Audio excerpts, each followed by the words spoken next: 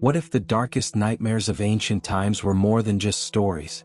From creatures born of chaos to beasts that haunted entire civilizations, these monsters weren't just figments of imagination, they were warnings. In this video we dive deep into the shadows of ancient mythology to uncover the 10 most terrifying mythical monsters ever recorded. From the soul-devouring Ammit of Egypt to the fire-breathing Chimera of Greece, each one is more horrifying than the last. Are they gone, or simply hiding?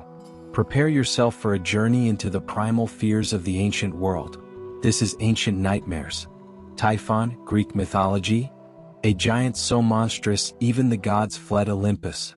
In the vast and intricate tapestry of Greek mythology, few creatures inspire as much awe and terror as Typhon, the monstrous storm giant whose sheer power and terrifying form made even the mighty Olympian gods tremble and flee. Known as one of the deadliest beings in myth, Typhon embodies chaos, destruction and primal natural forces, forever etched in the cosmic battles between order and chaos. Origins and birth.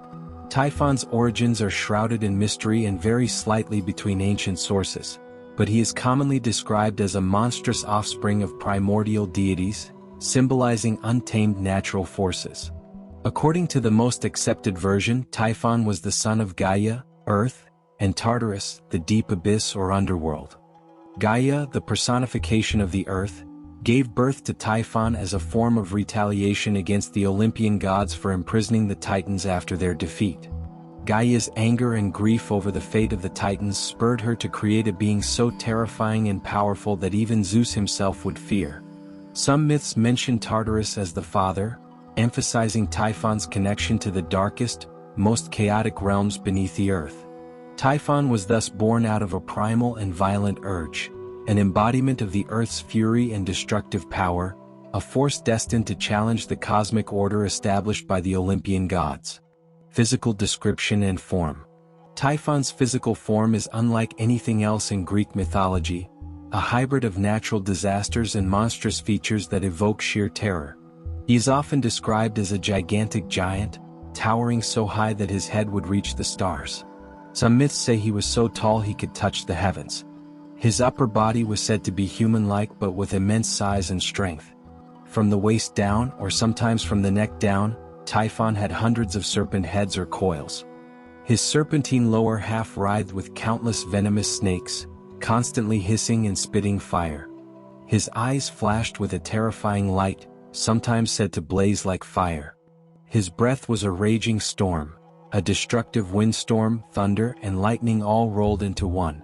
He could breathe fire and cause volcanic eruptions. His voice was a cacophony of animalistic roars, serpent hisses and thunderclaps. This nightmarish fusion of man, snake and elemental fury made Typhon the living embodiment of natural cataclysms like volcanic eruptions, storms, earthquakes and tempestuous winds. His form was so monstrous that it defied the typical boundaries of creatures or gods, emphasizing chaos and destruction in raw, terrifying physicality. Mythological role and stories.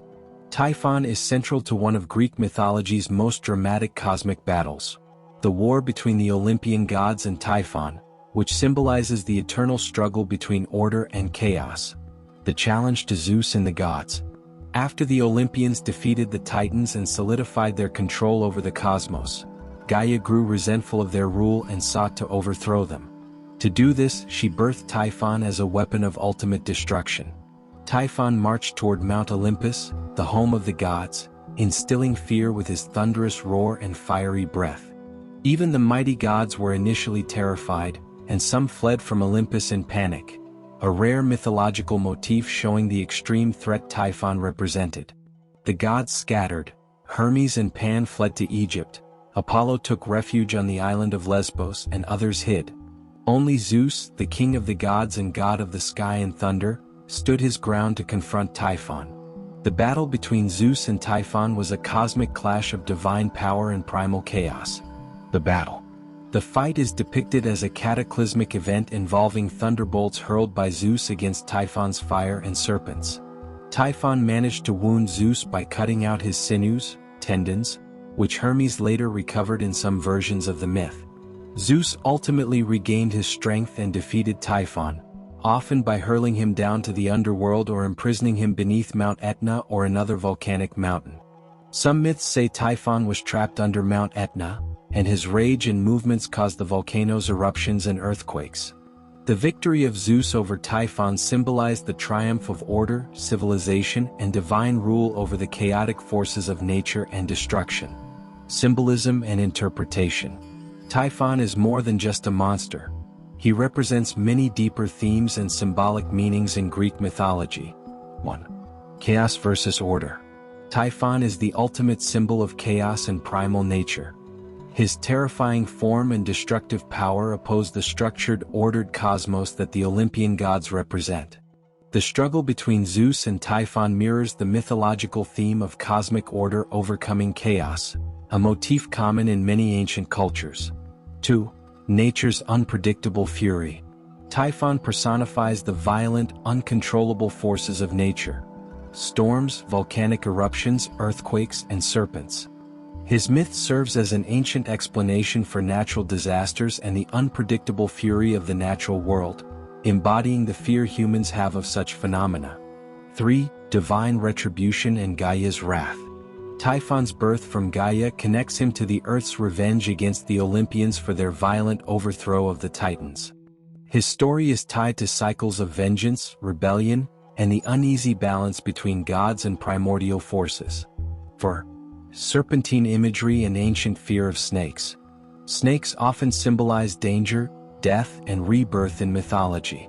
Typhon's serpentine lower body links him to these ancient symbols of menace, power, and transformation. Variations in sources. Ancient authors and sources vary in their descriptions and emphasis on Typhon. Hesiod's Theogony is one of the earliest sources, describing Typhon as a monster, awful to behold, with 100 dragon heads. The Bibliotheca Pseudo-Apollodorus gives detailed accounts of the battle between Zeus and Typhon, emphasizing Zeus' victory and Typhon's imprisonment beneath Mount Etna. Later sources like Diodorus Siculus and Nonnus add poetic and expanded versions of Typhon's terrifying appearance and exploits. These variations show the flexibility of Typhon's myth and his lasting importance in Greek culture. Legacy and influence. Typhon's influence extends beyond ancient Greece and appears in various forms throughout culture and literature. The volcano Typhon myth connects with real geological phenomena, making the monster a symbol for the power of volcanic activity and earthquakes in the Mediterranean. Typhon influenced Roman mythology, where he is linked to the monster Typhoeus and sometimes conflated with other giants or chthonic creatures.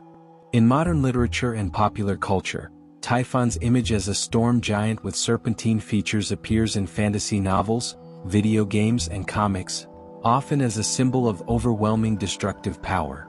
Some scholars link Typhon to Near Eastern myths of chaotic sea monsters or storm gods defeated by the chief deity, showing a shared mythological theme across ancient civilizations. Summary. Typhon is one of the most fearsome monsters of Greek mythology, a colossal serpentine storm giant born of Earth's fury and the depths of Tartarus. His terrifying form, capable of breathing fire and unleashing storms, was so monstrous that even the gods fled in fear. His myth represents the primal clash between cosmic order and chaotic natural forces, culminating in a titanic battle with Zeus that shaped the mythic world. Typhon embodies humanity's ancient fear of uncontrollable nature and the eternal struggle to impose order over chaos. Though defeated and imprisoned, Typhon's legacy lives on as a symbol of nature's wild fury and the monstrous unknown lurking beneath the surface of civilization. Ammit, Egyptian mythology. The Devourer of the Dead. Ammit is one of the most fascinating and terrifying figures in ancient Egyptian mythology. Often called the Devourer of the Dead, she is a composite creature made up of parts of a lion, a hippopotamus, and a crocodile, three of the most dangerous animals known to the ancient Egyptians.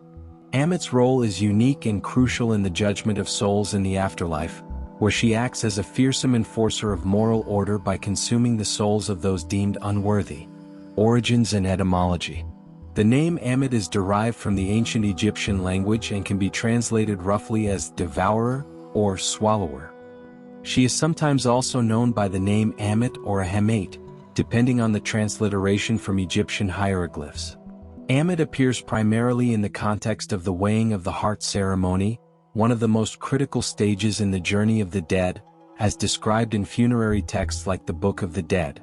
Unlike many Egyptian deities who embody a single animal or human form, Ammit's hybrid nature emphasizes her role as a terrifying force of destruction and punishment. Her composite form blends the fiercest predators of the Nile region, symbolizing her overwhelming power. Physical description and symbolism. Ammit is depicted as a beast with the head of a crocodile, the front part of a lion, and the rear part of a hippopotamus. Each animal was carefully chosen by the ancient Egyptians because of its symbolic significance. Crocodile head. Crocodiles were feared predators in the Nile, representing ferocity and the threat of death lurking in the waters. The crocodile head on Ammit signifies her deadly nature and ability to catch and tear apart souls. Lion forequarters. Lions symbolize strength, courage, and domination. The lion's body portion conveys Ammit's aggressive and powerful nature, marking her as a relentless hunter of souls. Hippopotamus hindquarters. Hippopotamuses were considered dangerous, massive beasts capable of great destruction. The hippo's rear symbolizes raw destructive force and overwhelming power. Together, these parts form a composite creature that is essentially a monster of death and punishment.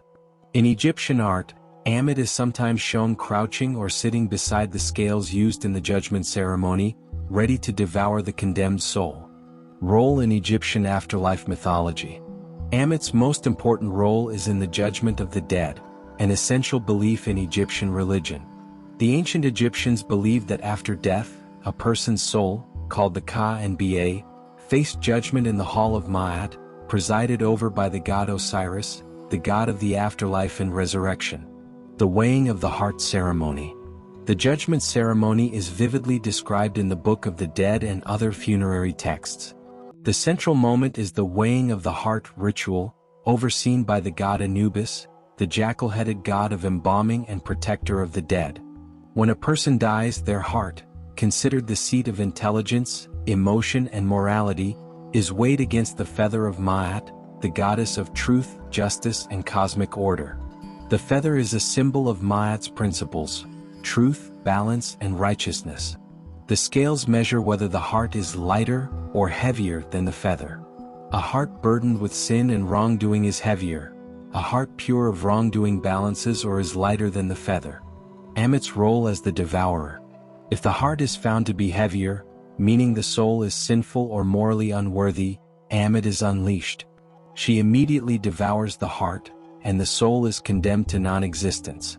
This fate was feared because it meant the deceased would not enjoy the eternal life of the afterworld, known as the field of reeds or Aru. Instead of being punished eternally by suffering, the death, for an ancient Egyptian, was annihilation, a final death where the soul's consciousness ceases, a terrifying oblivion. Ammit was not a god to be worshipped but a dreaded figure symbolizing the irrevocable destruction of the wicked. Cosmic order and justice. Ammit's role underscores the Egyptian belief in Ma'at, the principle of cosmic order and balance. Justice must be maintained, and those who disrupt Ma'at through their evil deeds cannot continue their existence in the afterlife. Ammit embodies the consequence of failing to live a righteous life.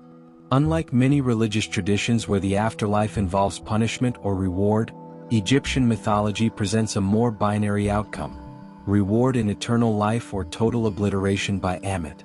Mythological context and interpretation. Ammit is sometimes referred to as a demon or a goddess, though she lacks a cult or temples dedicated to her worship. Instead, her mythology is primarily didactic and judicial, meant to warn the living about the importance of morality. The judgment of the dead as moral allegory. The judgment scene with Ammit illustrates a profound moral teaching. It emphasizes the idea that actions in life have consequences after death. The heart being weighed signifies self-awareness and the importance of conscience. Ammit's existence as a devourer is a deterrent to immoral behavior. No one wants to face annihilation. Connection to other Egyptian deities. Anubis conducts the weighing and protects the scales. Thoth, the ibis-headed god of wisdom, records the outcome. Osiris, the lord of the underworld, ultimately passes judgment. Ammit stands ready as the enforcer of judgment, the executioner of divine justice. Ammit's role complements these gods by providing a tangible, fearsome consequence for failure to live ethically. Cultural and artistic depictions. Iconography in tombs and papyrus. Ammit frequently appears in funerary art, especially on the walls of tombs and in illustrated copies of the Book of the Dead. She is shown near the scales or next to Osiris in the Hall of Judgment. She is often depicted seated, sometimes with a tongue protruding ready to devour. Her terrifying hybrid form was meant to instill fear and awe, reminding the deceased to live a just life. Ammit in funerary texts. The Book of the Dead contains spells and instructions to help the dead successfully pass the judgment and avoid Ammit's jaws. For example, Spell 125 is the famous negative confession, where the deceased declares innocence of various sins before the gods. The goal is to convince the gods that one's heart is pure enough to escape being devoured. Modern interpretation.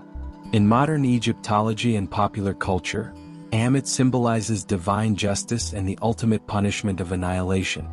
She is sometimes described as a hellhound or the eater of souls, a grim reminder that ethical behavior governs one's fate beyond death. Psychological and philosophical insights. Ammit's role can be interpreted beyond mythology into symbolic or philosophical terms. She embodies the fear of oblivion and non-existence, a universal human anxiety. The weighing of the heart parallels inner conscience and self-judgment.